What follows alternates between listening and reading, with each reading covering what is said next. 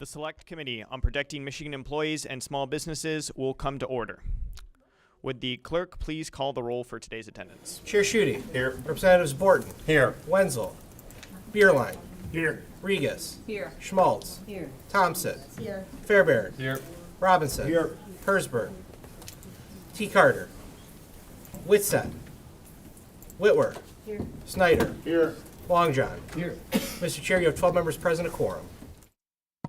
Thank you. Representative Borton moves to adopt the minutes of the January 14th meeting. There being no objection, the motion prevails by unanimous consent.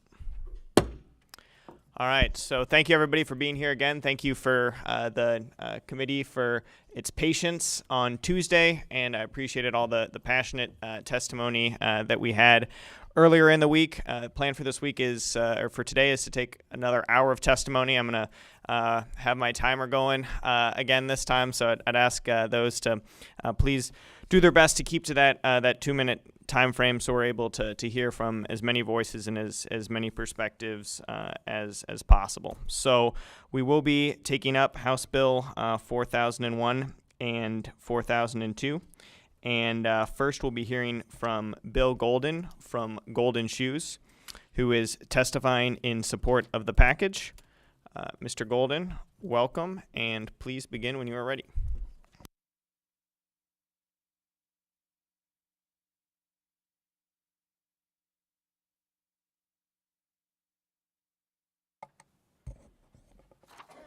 Good morning, Mr. Chairman and committee members. My name is Bill Golden, and I'm the owner of Golden Shoes in Traverse City. I'm a third-generation owner of a shoe store that dates back to 1883 and has been in my family since 1954. I'd like to thank you for letting me speak before you today about my support for House Bill 4002, which makes much-needed changes to Sick to Earn Time Act. And these reasonable changes are not adopted to exempt small businesses. It will hurt all family-owned and multi-generational businesses in Michigan like mine. We will need to hire attorneys to update handbooks and come up with an accounting and tracking systems to keep up with all proposed new rules. With the February 21st deadline to be compliant, I already have been talking with attorneys and accountants to update my policies and price out programs that track the mandated accrual hours, because I don't have the luxury to wait and scramble at the last minute. I have spoken to many other small business owners who are in the same situation, and others who are unaware of the complex nature of the law and will not have enough time to implement these systems. This all comes at a great expenses to small businesses. Just imagine it's the 4th of July, it's 85 degrees out, and you have 6 people scheduled to work that day, and they all say they aren't coming in. So now it's down to the business owner as the only person to work that day.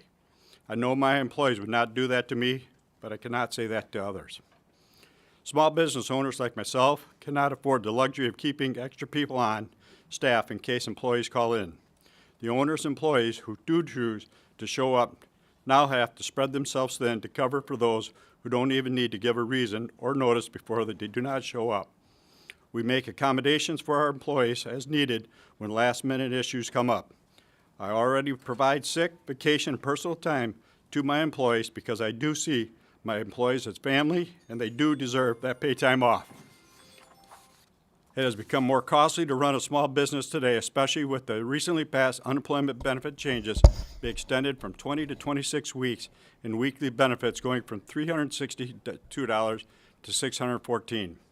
That's already done, but you can take action today to prevent additional costs and administrative burdens from paid leave, leading to owners saying, no more, I'm done, closing their stores and laying off their employees. Appreciate the testimony, Mr. Golden. Thank you. Do we have any questions from the members of the committee? All right, seeing none, Mr. Golden, appreciate your testimony. Thank you for your time. And I tried to choose a less jarring alarm tone for today's committee hearing, so make of that what you will. Next, we will be hearing from Marlo McCutcheon, and Senior Director of Human Resources, and Charles Hauser from Granger Waste Services.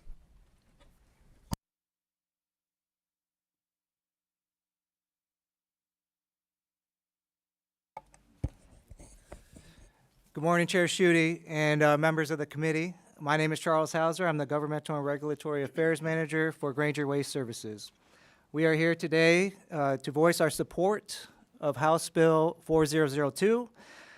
Granger is a company that started in 1966, fourth generation, 350 associate size company right here. It's right here from the local Lansing region. And for the sake of time, I will pass it over to Marlo. Good morning, everyone. Mr. Chair, members of the committee.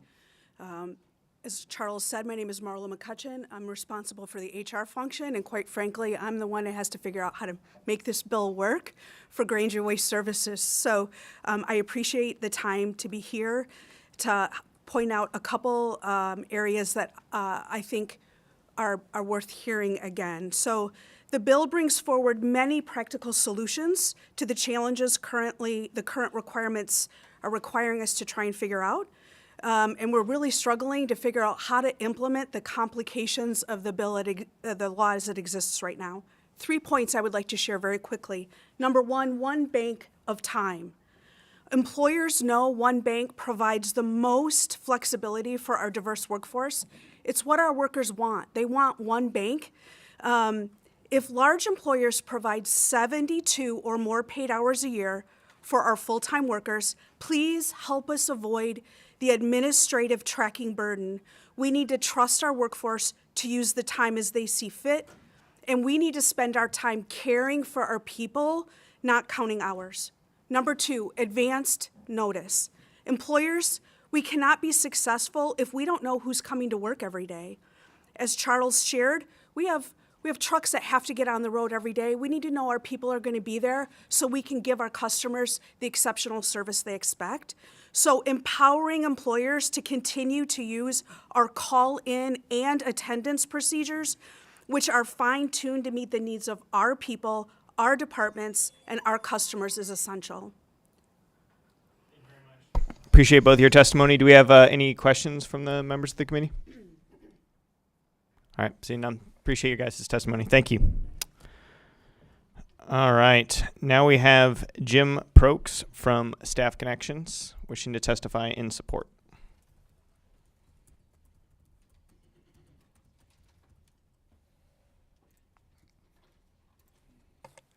Go Lions. That would have played a lot better the other day with the room packed. Good morning, Mr. Chair and committee. I'm here today to voice my support for House Bill 4002, which would make practical fixes to the Earned Sick Time Act, ESTA, and make the law more workable for businesses and workers alike. My name is Jim Prokes. I am the proud owner of Staff Connections, a medical staffing company located in Milford, Michigan. Our revenues are approximately $3 million a year. We have approximately 60 W-2 employees. Ranging from part-time to full-time, we provide many schools in Wayne, Oakland, and Livingston counties with skilled nursing and therapy services for Michigan students with disabilities to enable them to attend school and receive an education. We provide one-on-one nursing care for students with tracheotomies, feeding tubes, and ventilators. By way of example, during transport on the bus ride to and from school and throughout the school day. We also provide PT and OT services to students in school and at home. Since time is limited, I'll focus on 3 components of the Act. Currently, ESTA does not require employees to provide advance notice or advance to comply with existing company notice policies. That means parents and other caregivers will also receive little to no notice, and that student will not be attending school that day since there will not be sufficient time to locate a replacement RN, creating hardship for Michigan families receiving last-minute notice that the student will be staying home from school because there is no one to accompany the student onto the bus from school or to provide critical nursing needs throughout the day. Families will be forced to alter their schedules in order to make arrangements for last-minute home care. As written, the Act currently creates opportunity for abuse. And number 3, compliance with the Act will significantly impact the company's financials, for the company is required to pay the absentee employee and replacement if one can be found without an alternative source of revenue. There is no mechanism to address the loss of revenue, since raising rates for our customers is not an option when school districts are already strapped for cash. We estimate annual costs to this Act will be between $70,000 and $90,000 per year, representing 35 to 45% of our company's net profit for the year. Keep in mind, please, that as owners, we do not take a salary. Owner income is derived from what's left at the end of the year. I cannot emphasize enough the impact this Act is as currently written. Thank you for letting me testify today regarding the Earned Time Sick Act. Thank you, and right on time. So appreciate that. Appreciate that. That was a lot of reading. Yeah, there you go. There you go. Very nicely done. Any questions from the members of the committee? All right. Thank you. Next, we will be hearing from Ashley Draft, an employment law attorney from Varnum. She is testifying in support.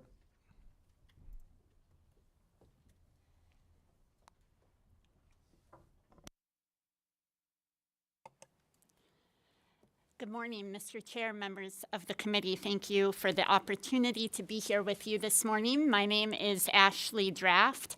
I am a labor and employment attorney from Varnum Law Firm based in Grand Rapids, Michigan. In my role, I have worked with employers across the state, large and small, all of whom care greatly about their employees and want to do right by them, want to give them some paid leave, but the Earned Sick Time Act, as currently formulated, has numerous problematic elements that I know many of you are already aware of. I'm a lawyer, so my remarks are going to be a little bit more technical, perhaps, than some others. I want to talk with you about a few things. The first is front-loading and carryover. It is essential that we formulate a way for employers to front-load paid leave without having to track hours and ensure their compliance with their obligations under the law. This is important for salaried employees. We have employers right now who are wondering if they need to start forcing their salaried employees to track their hours every week just so they can ensure compliance with the act. They need a way to ensure their compliance without that kind of tracking. Carryover, right? Typically, carryover of benefits from one year to the next is done so that employees know on January 1 they have some leave that they can use. Carryover makes sense in a context where there is no front loading. However, if front loading of benefits occur, then there is no need for carryover, in my opinion.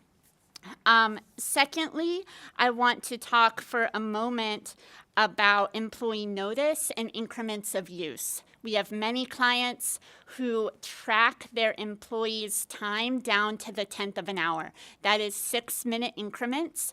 Under the act as currently written, employees are able to use ESCA time in 6-minute increments if that is the increment of tracking used for their attendance. What that means, practically speaking, is that an employee could, for weeks at a time, show up 10 minutes late to work and say, I want to use 0.2 hours of ESCA time, and the employer would have no ability to ask that employee for documentation because there has been no I didn't even know that the alarm changed on me there. So yeah, that's technology. I'll have to talk to Steve Jobs about that one. So yeah. I will pause, and Tim I'm Cook, happy I guess. to answer any questions. Thank you. Appreciate the time. Do we have any questions from the members of the committee? All right. Hey, thank you very much for your testimony. Thank you. Appreciate it. Next, we'll be hearing from Brian Reef from the Michigan Fitness Association. He will be testifying in support of the bill.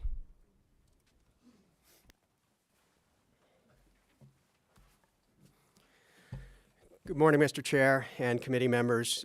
Very grateful to be here.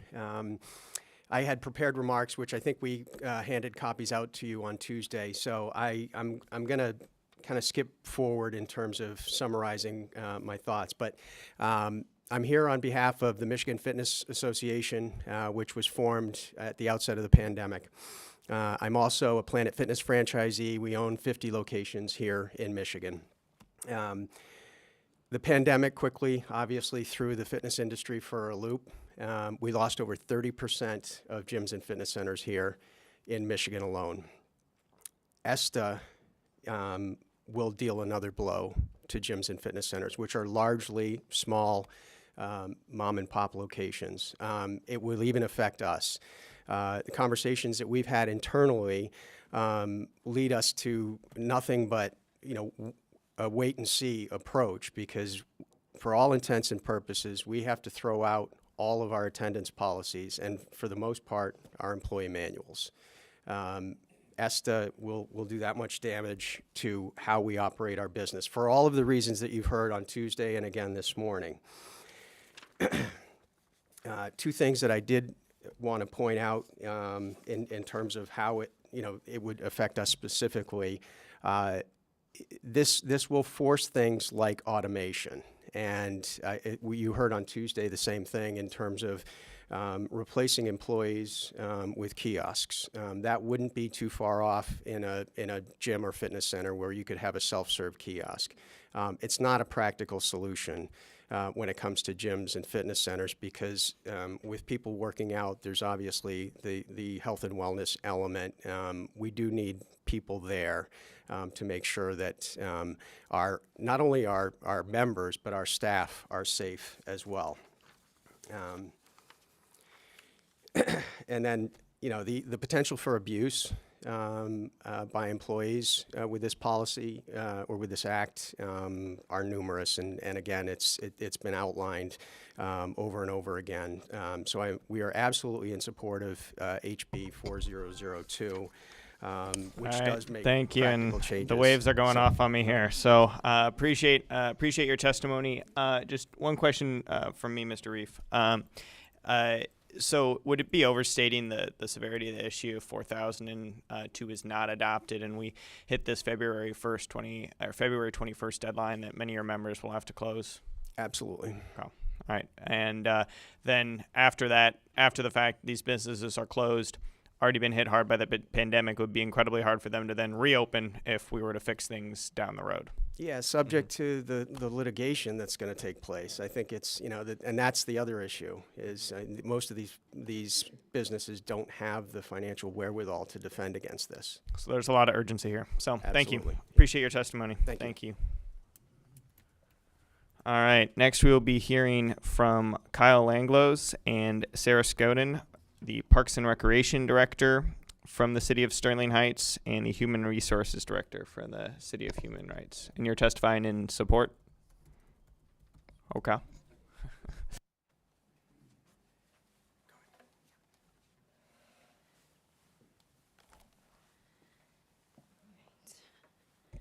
Good morning, Mr. Chair and the committee. My name is Sarah Scouden, and I am a representative of the Office of Human Resources for the City of Sterling Heights, the fourth largest community in the state of Michigan. We employ over 870 employees, 561 of which are represented in one of our 11 unions, and the remaining 309 of which are considered non-unionized employees. Ensuring the Earned Sick Time Act is administered appropriately and accurately is a top priority for the city. We are here today to raise some issues regarding Earned Sick Time Act, as it contains many intricacies and complexities that leave the city and most likely comparable communities with little to no clarity, and there are some components that may negatively impact the city as well as our employees. As a government agency, we have limited resources. Funds spent in one area typically come from another. ESTA will have a direct financial impact, requiring additional funding of approximately $100,000 annually to support earned sick time for our non-unionized employees, which will require budget reallocation of limited taxpayer resources. Upon our 11 collective bargaining agreements opening, there remains a lack of clarity concerning administering existing bank times currently afforded to our unionized workforce in accordance with the CBAs. Some examples include the uncertainty of the city's ability to continue to pay out unused PTO and sick time, a benefit currently afforded to our workforce. Another example is the lack of clarity on converting sick time banks to personal banks, as also currently afforded. These are just a couple examples of the greater impact that ESTA will have on the city and our employees, in addition to some of the more common impacts that have been shared. A large department impacted by ESTA is our Parks and Recreation Department. With me today is Kyle Langlois, our Parks and Recreation Director, who will also be sharing testimony. Thank you. Thank you, Sarah, and thank you, Chair Schutte and committee members for having us today. As Sarah noted, I am Kyle Langlois, the Parks and Recreation Director for Sterling Heights, but also I serve as President-elect of the Michigan Recreation and Parks Association, or MParks, so I'm here kind of wearing two hats today. While we know we're hearing some very important testimony and relevant testimony about topics from the business community, I'd like to dive in a little further on how Public Act 338 of 2018 will negatively impact parks and recreation services, not just in Sterling Heights, but across the state, if it's not amended. For a little context, the Parks and Recreation Department accounts for over 80% of the 309 part-time, seasonal part-time employees on the city's payroll. And as Sarah noted, this isn't the largest Parks and Recreation Department in the state, but certainly not the smallest either, so you can imagine how that impact can be. Balancing earned sick time banks for employees at this level in our organization will not only become an extraordinary burden on our existing accounting personnel, but likely we'll have to hire more accounting personnel to manage this. February, if this takes effect in February, it'll undoubtedly compromise our ability to provide programs and services on a day-to-day basis, both in a safe and effective manner. As Public Act 338 is currently written, there is currently no opportunity for discretion or recourse from a department like mine to ensure that we can deliver our programs, events, facility experiences in a safe and effective manner. I want to be clear that this is not about making people come to work when they were sick. It's quite the opposite. Rather, it is the use it or lose it policy that's on the table that will result in facility closures, canceling of programs, the need to require parents to leave work early to pick up their children due to insufficient staffing, cancellations of senior transportation rides, and the list will go on that are a cause for major concern here. From a Parks and Recreation standpoint, I can confidently tell you that I am not alone in sharing these concerns. The concerns from fellow Parks and Recreation directors across the state over what the pending legislation will mean for minimum staffing at pools, splash pads, day camps, and other areas where staff to attendee ratios are required for safety have dominated our conversations without any hope for reform until now. Thank you. Appreciate the testimony. Okay. Yep. Thank you. All right. Do we have any questions from the members of the committee? All right. Well, I appreciate the. Yep. Chair recognizes Representative Regas. Thank you, Mr. Chair. How much more would it cost for you to have to hire more staff? If these policies are implemented, how much would that cost you per year? Do you have an estimate of that to hire more accounting staff? So as it stands right now, to ensure that we can properly administer the act as written, we would need to bring on at least one additional member to the accounting staff team. And all factors considered, that would probably cost us at least another $80,000 right off the bat for one individual. And how would you adjust your budget based on that? What would you have to cut? You'd have to cut something else. Yes, we would have to reallocate funds from another source. Okay, so possibly loss of job for another. Yes, another job of another individual, or perhaps cutting services that already exist to our residents. Okay, thank you. Representative Bierlein. Thank you, Mr. Chair. For your employees that that are currently bargained for, if these, if the new rules were to take effect and it's actually a reduction in benefit for some of them, but you have to comply with the new rules, do you expect grievances and maybe a not so Yes, comfortable absolutely. renegotiation? Yes. Okay, thank you. Representative Fairbairn. Thank you for being here. Thank you, Mr. Chair. Two questions for you. Do you think other local governments would share your opinion on this? Yes. That is part of why we're here today. I understand that we are a large organization. We do have, resources that perhaps other smaller communities do not have. So while we may be able to reallocate funds, that might be more detrimental to a smaller community. Mm-hmm. Just to follow up there, is there any world where you think this is good for local government?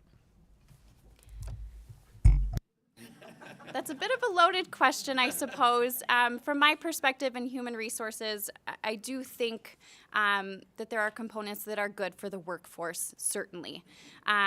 With respect to the financial impact that this is going to have, when we're talking taxpayer dollars, as it's written right now, I don't believe that this is good for the operation overall. Thank you.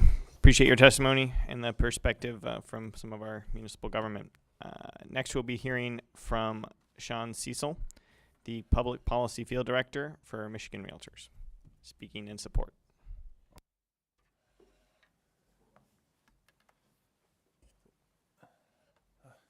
Chair, members of the committee, thank you all so much for allowing me to testify in support. I'm here on behalf of Michigan Realtors, representing more than 34,000 real estate professionals across our state. The real estate industry operates primarily under a model where real estate agents are independent contractors working under the supervision of a broker. This structure is recognized and protected both in Michigan law and the Internal Revenue Code. Michigan's Employment Security Act and the Workers' Disability Compensation Act outline provisions that effectively exclude realtors operating under a broker's license from being classified as employees for the purposes of unemployment insurance and workers' compensation. It provides real estate professionals with the flexibility and entrepreneurial freedom necessary to manage their own businesses, schedules, and client relationships. House Bill 4002 reinforces this distinction by refining the definition of employee in a way that clearly excludes independent contractors from mandates that are designed for traditional employer-employee relationships. Not only would applying paid sick leave requirements to independent contractors create logistical challenges, but it would also fundamentally disrupt the structure of our industry. Real estate brokers would face immense difficulties tracking, calculating, and administering such benefits for agents who operate in significant autonomy. In closing, Michigan Realtors urges the committee to advance this bill as a vital step in maintaining the legal and operational clarity that enables our industry to function effectively. Well, thank you all so much for your time, and I'm more than happy to take any questions. Thank you, Sean. Do we have any questions? Oh. Representative Thompson. Thank you, Mr. Chair.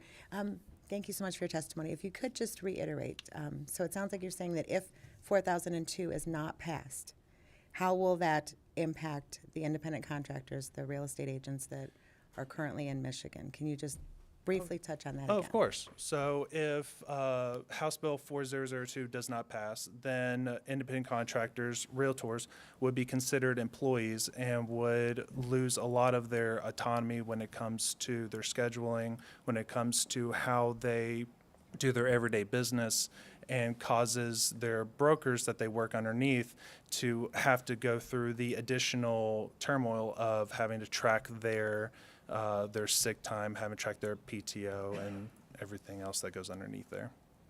Yeah. All right. Thank you very much, Sean. Hey, go Lions. Go Lions. Yeah. There you go. I think that's bipartisan, I would hope. All right. Next, we'll be hearing from Stephanie Dunn testifying in support.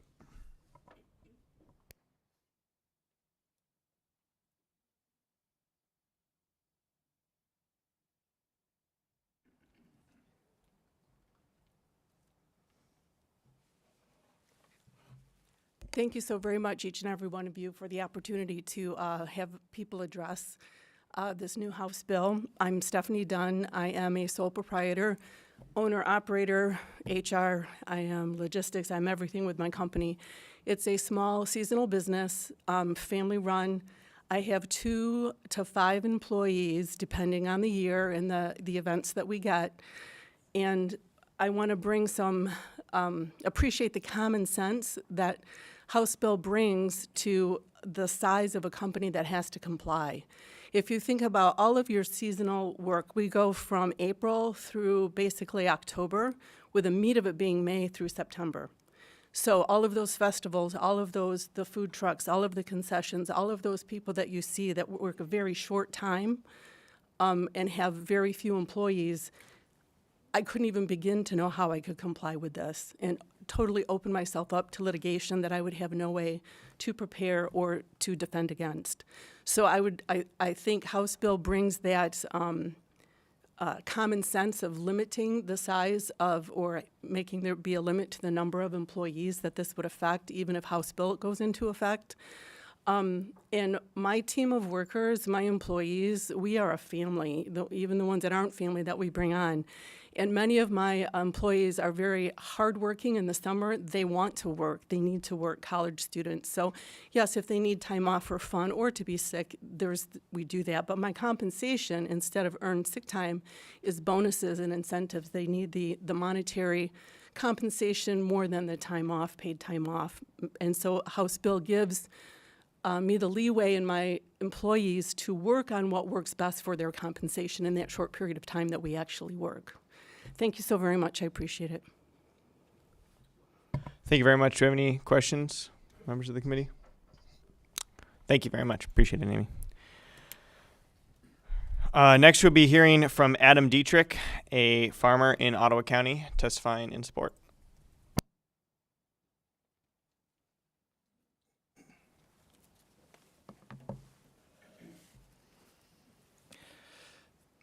Good morning. Thank you, Chair Schutte and members of this committee for the opportunity to speak on behalf of my family farm and the agricultural producers from our state. My name is Adam Dietrich, and I'm a fruit grower from Ottawa County, where I also have the honor of serving as our County Farm Bureau President. I'm here today to speak in support of House Bill 4001 and 4002. Specifically, 4002 addresses a lot of the concerns that ag producers have right now with the incoming ESTA train wreck. And specifically, 4002 addresses that by allowing an exemption for seasonal workers. Also, the part-time employee exemption is important to us. We recognize the importance also of raising that employer level of a small employer to 50 employees is vital to our industry. And then finally, front loading. I think that's a critical issue for us to do that for earned sick time. On our farm, we have a mix of seasonal employees, guest workers that we bring in through the federal H-2A program, as well as year-round staff. And the complications of this incoming ESTA will put a huge deterrence on our ability to track the accrual program. So it's a fear for us. We don't have a human resources department in our small farm to handle this, and especially when we're bringing in seasonal workers for the critical harvest windows of our apples and sweet cherries. It would be a boondoggle for us. We're not nearly prepared for. Recognizing, as I talk to other producers around in our county, there's a wide variation of ag in Ottawa County specifically. We hear a lot of fear for this because there's so many different impacts for the different kinds of ag producers. So we're very concerned about that. As weather impacts us, we need to get crops off, and we need to do planting and things like that. And this is an opportunity, I think, this 4002 we'd really speak in support of. Thank you. I appreciate it. Do we have any questions from members of the committee? I have one. You mentioned your apples and sweet cherries. Those are the crops you grow. I mean, the harvest windows from those can vary widely, right? And, the commodity prices of those beloved Michigan goods can vary a lot too. So you're dealing with a whole lot of, uncertainty in your yearly business. Just adding another layer on that's going to make it even harder for farms like yours or others across the industry to continue to operate. So we've already seen the family farm in Michigan be facing a lot of pressure. Do you think this could force a lot of farms out of the industry? Thank you for the question, Mr. Chairman. I do believe so. We see consolidation, and if we don't want more conglomerates owning our food supply and the land in the state, I think making opportunities for family farms and small businesses to operate in the state, this would go a long ways to address that. Thank you. Appreciate it. Anybody else? All right. next we will be hearing from Amy Upton from the Michigan Nursery and Landscape Association, testifying in support of the bill.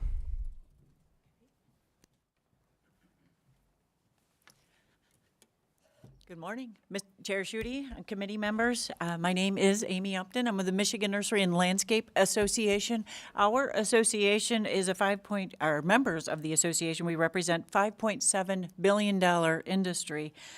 We have over 1,000 business members that are nursery, landscape, lawn care, retail garden center members. I'm testifying on behalf of all of our members today in support of House Bill 4002 and want to thank you for introducing this bill that is going to save the majority of our members. Most of our members are family-owned businesses. Most of them due to the weather-dependent nature of our business, most of them are out working side by side with their employees. We do not have human resource departments. We do not have the benefit that a larger company may have in that. The implications of the ESTA are going to have devastatingly negative impacts on our industry. And I just want to ask for you to please pass House Bill 4002 to save my members. I'm happy to take any questions. Any questions from the members of the committee? Thank you. I have a cousin who works at Maple Hill Nursery in Midland County, and he's personally discussed with me some of his concerns about how this would impact his local employer. So appreciate that. Thank you. Thank you.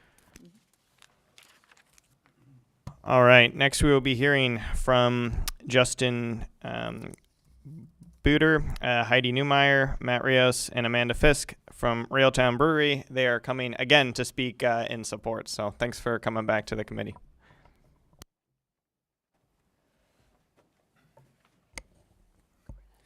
Good morning, Mr. Chair and committee. Thank you again for having us and listening to our testimonies. Thank you for adjusting the timer alarm. It's much more pleasant today. I just want to zoom in on two issues that I haven't heard talked about too much. The first being the definition of a small business and the exemption that goes with that. I want to be very clear, we're in support of 4001 and 4002.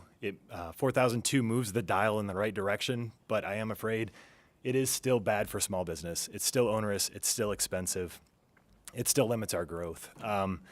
As far as the definition of a small business, we have 45 employees. I like to look at the definition of a small business as how many hats ownership and management have to wear. We don't have dedicated staff for HR, for marketing, for maintenance, for purchasing.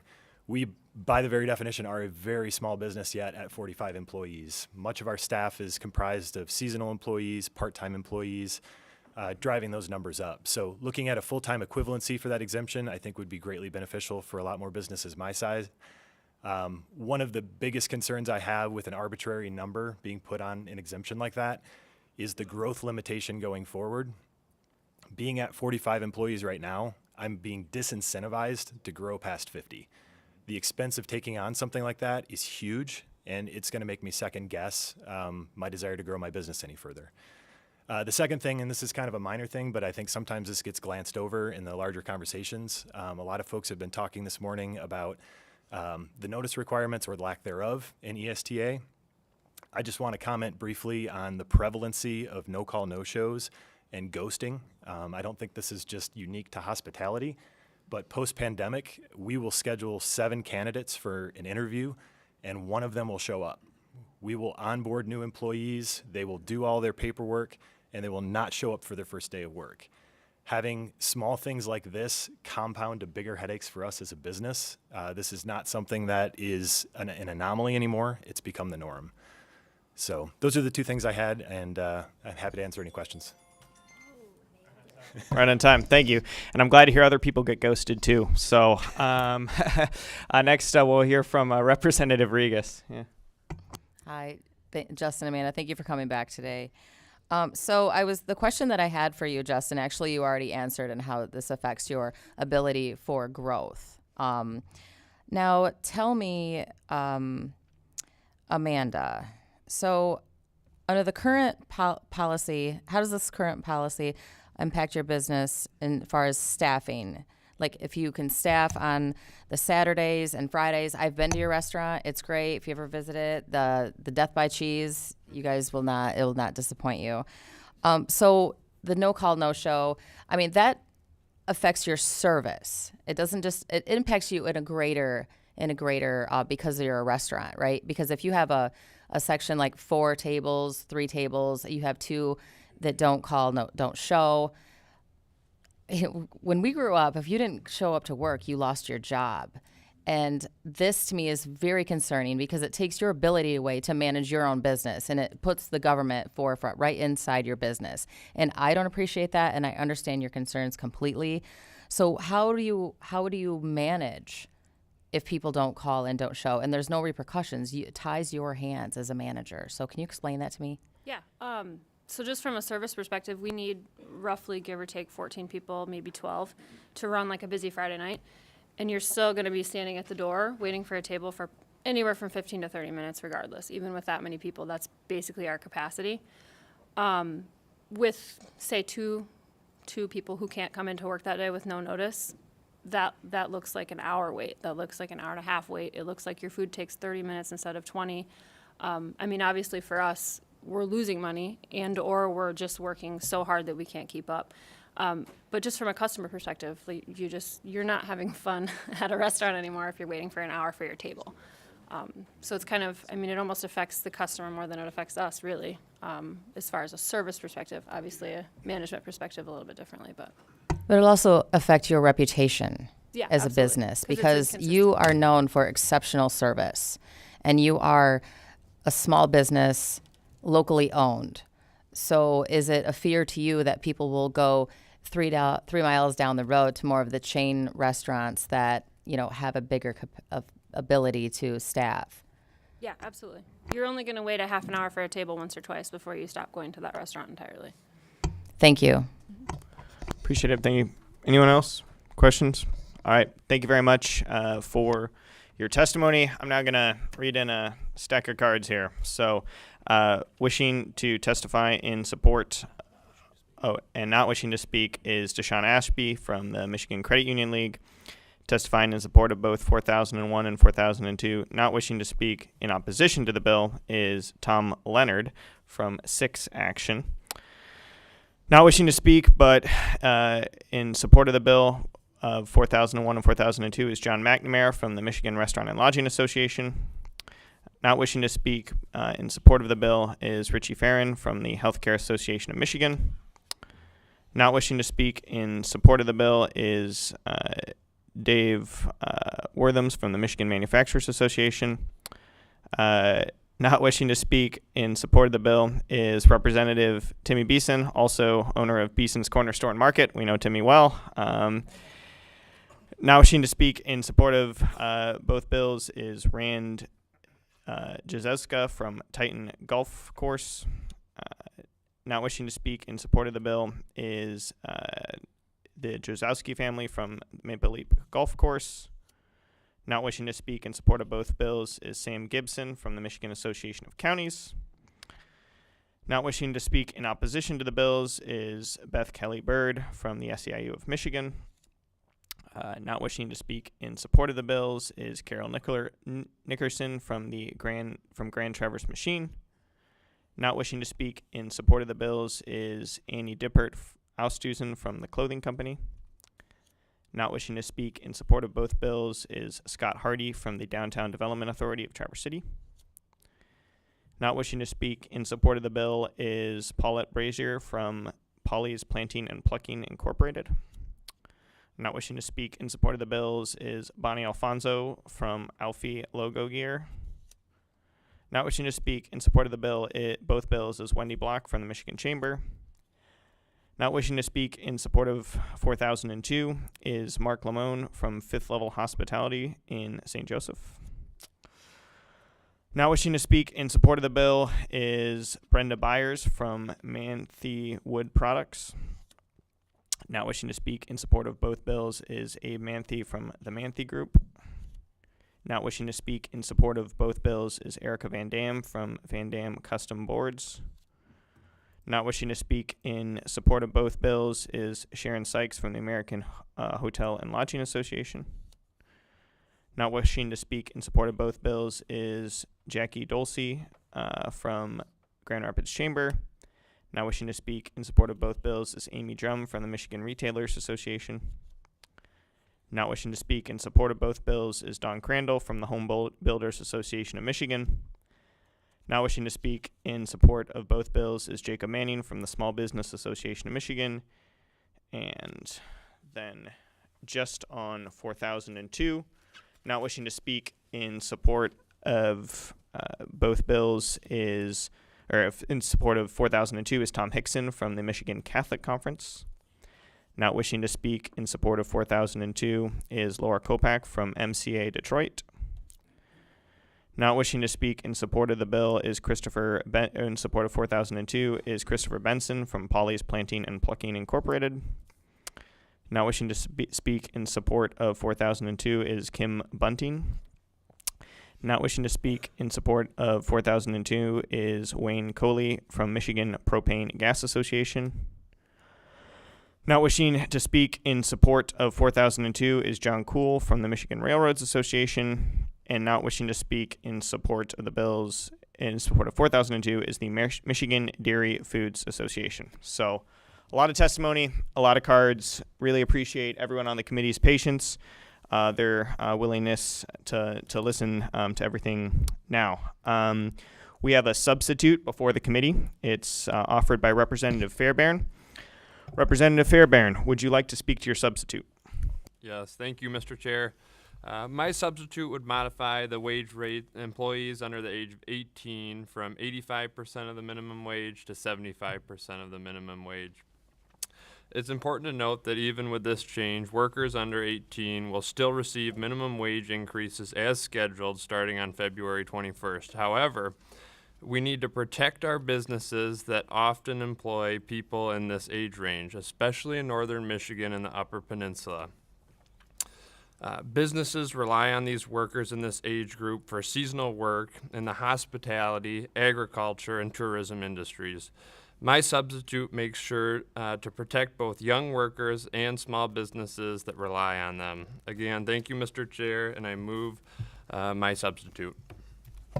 Thank you. Representative Fairbairn moves to adopt substitute H2 for House Bill 4001. Would the clerk please call the roll?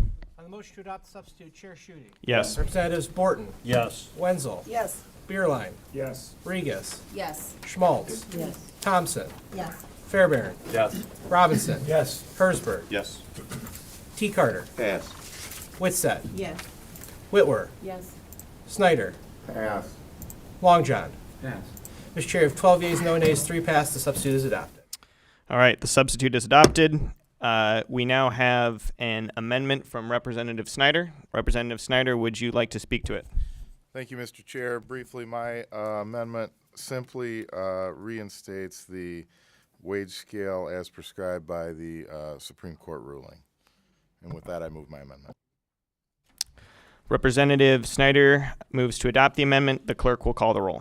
On the motion to adopt the amendment, Chair Schutte. No. Representatives Borton. No. Wenzel. No. Beerline. No. Regis. No. Schmaltz. No. Thompson. No. Fairbairn. No. Robinson. No. Hersberg. Yes. T. Carter. Yes. Whitsett. No. Whitwer. Yes. Snyder. Yes. Longjohn. Yes. Mr. Chair, 5 yeas, 10 nays, no pass. The amendments are not adopted.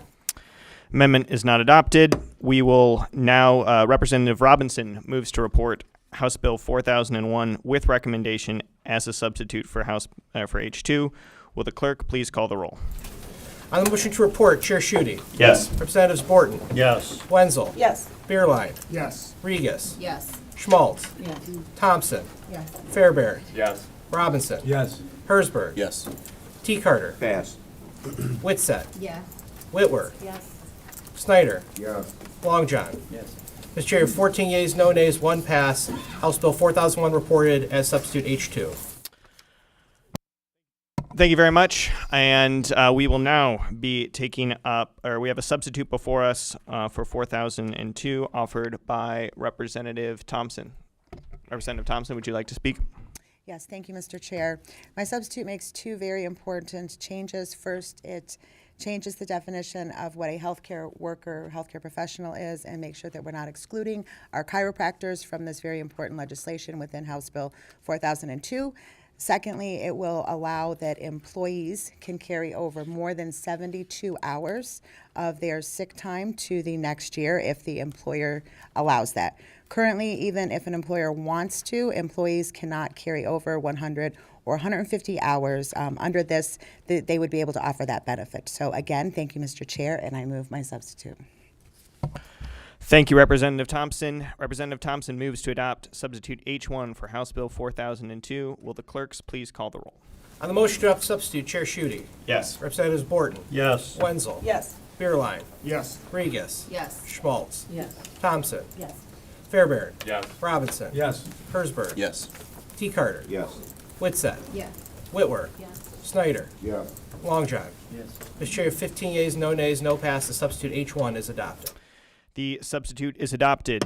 Representative Longjohn has an amendment. Representative Longjohn, would you like to speak to it? Yes, thank you, Mr. Chair. These are my very first remarks as a representative of the 40th House District, and I'd be remiss if I didn't recognize that it is an honor and a privilege to serve with each of you on this committee. I'm also grateful for having a chance to participate in this process so soon after taking the oath of office. For those of you who don't know me, I'm a physician. 25 years ago, I took a different oath, and that was to do no harm, and that's the reason why I'm introducing this amendment today. This amendment protects the health and workers of their families by removing a significant barrier to preventive care for employees of organizations exempted from providing paid sick leave under 4002. It provides for 1 day of paid sick leave per benefit year to workers and their dependents to explicitly ensure that they obtain annual preventive care visits and paid time for the follow-up care recommended by their provider. In many ways, I want this amendment to go further, but it reflects the American Medical Association's position that state policies should guarantee employee paid sick leave without unduly burdening small businesses. Ensuring access to annual wellness visits with paid sick leave is good business and good medicine. Access to paid sick leave improves job satisfaction, reduces on-the-job injuries, stops the spread of disease, and more. Employees with paid sick leave are more likely to see a medical professional for diabetes screenings, flu shots, cholesterol checks, cancer screening tests, etc.